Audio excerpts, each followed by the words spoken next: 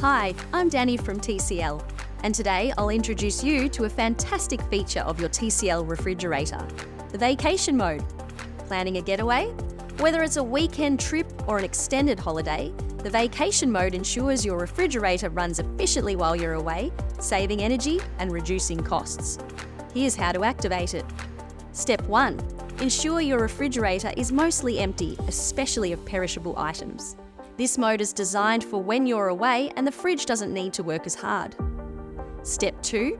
On the control panel, press and hold the unlock button to unlock the control panel.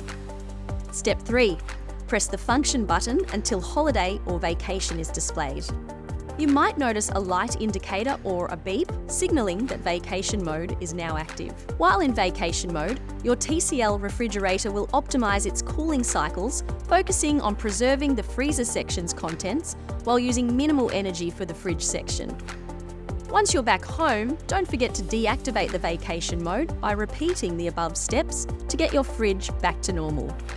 Restock your fridge and it will return to its regular cooling cycles.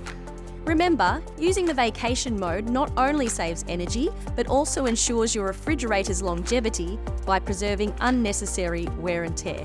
Thanks for choosing TCL and have a fantastic trip.